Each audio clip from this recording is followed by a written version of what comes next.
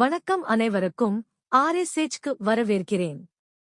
இன்று நாம் Raymer, diamond, rhema, diamond வினை பற்றி படிக்கப் போகிறோம். இந்த வினை ஃபீனால் மூலக்கூற்றில் ஆல்டிஹைடு குழு, அதாவது சோ குழுவை சேர்க்க பயன்படுத்தப்படுகிறது.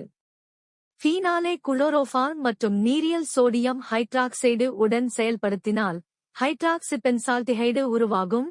இதை சாலிசிலால்டிஹைடு என்றும் அழைக்கிறோம். சிறிதளவு ஹைட்ராக்சிபென்சால்டிஹைடும் உருவாகும். இந்த வினையில் 3 முக்கிய கட்டங்கள் உள்ளன. முதல் கட்டத்தில் குளோரோஃபார்மில் இருந்து டைகுளோரோ கார்பீன் CCl உருவாகிறது. இரண்டாவது கட்டத்தில் இது ஃபீனாலின் ஆர்த்தோ இடத்தில் தாக்கம் செய்கிறது.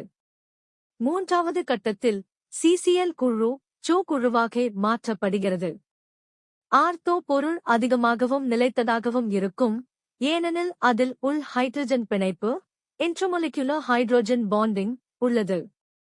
மேலும் எளிய ரசாயன பாடங்களுக்கு லைக், ஷேர் அண்ட் சப்ஸ்கிரைப் செய்யுங்கள். RSH ஐ நன்றி.